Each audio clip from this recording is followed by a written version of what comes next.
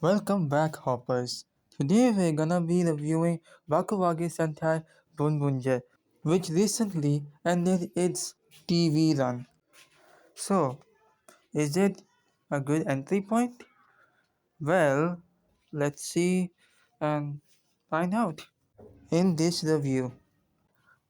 Before it was revealed, we already knew that the Boonnnnns will have tire faces on their heads, or as I should say, on their helmets. And when it was proven true that they did have tires on their faces, people got mad. Because of the suits, some people just didn't watch it.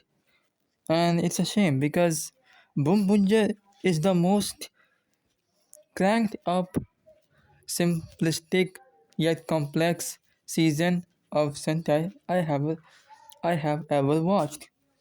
It tackles very complex things, and yet it never loses its charm of loses its simplicity, I should say. It's simple enough so the kids can understand, but it's complex enough to teach some adults too. And it's very episodic, meaning a lot of the episodes don't actually have any story, and yet most of them are very fun. Like Bumbunja has more good episodes than bad. There are some bad episodes, but it's mostly pretty much a solid season. But if you don't like episodic seasons, then it's not for you. But if you like episodic seasons, then you can watch it. Like episode 2, which has the best monster of the week. It's it just wants to clean. And yet its concept is terrifying. Like it sucks up people, essentially. So yeah, most of these silly monsters are very scary. Pumbunja also has very good class of episodes with Goanjir and Tokyuja and Gokaiger. Goanjir one is more like a fun crossover, while the other two are good crossovers. It's not like the Goanjir one is bad or isn't good, but is that the Tokyuja one and Gokaiger one actually build on the story. Speaking of the story, Bumbunja has a simple one actually, but what makes Bumbunja's story very interesting because every arc that it has, which Bumbunja calls laps, like lap 1, lap 2, lap 3, lap 4, actually change the simple premise into somewhat complex.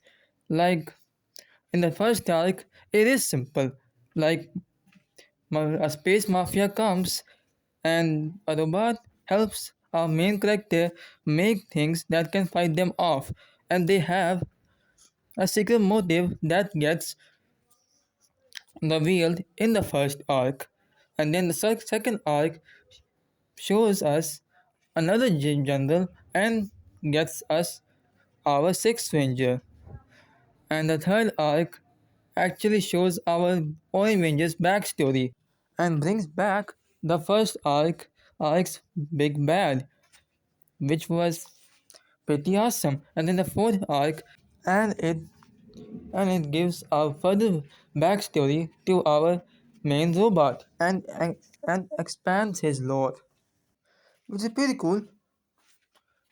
And the fourth arc gives us more stakes and shows us our final big bad, and actually shows some dark moments. And yeah, all of this complexity is from A season with superheroes who have tires on their faces. That's awesome. Speaking of our heroes, Daya Handev is our titular Red Ranger. He's rich and he made the Boon cars. He's honestly very chill and level headed, more than the previous Red Ranger and the one after him. He has some backstory, but it's not revealed, so I can't spoil it in case you want to watch it. And then we have our Blue Ranger, who is an breaker, who's who's the chill guy, I could say, but he has some limits too. Like Mira sometimes drives him crazy. Car puns. Sashiro also has the most arc in the last arc. Next is Mira, and she's a fan favorite. She's likable, bubbly, but she has some complexity to her. When she comes, the Bumbunjas really became a team because two of them made a duo, and that's not a team. I mean, Gemba was there, but still, he wasn't a Bumbunja then. And then there is Joe. Joe is a good character. He's hardworking and a policeman, and he's very heroic. And all of his character episodes are very good, like the dinosaur episode and the baseball episode, which a lot of people don't like, but I like. I like the soccer one too. Yeah. And then there's Genba. He started out as a cool guy. A lot of cool guys here. A lot of chill guys here. He he randomly got things and he procured them. Meaning he gets things and gives it to Taya. But then when he became a Gumbunje, he started fighting too. He has a very big backstory which doesn't get touched on until the third half, where we see a side of him we never saw.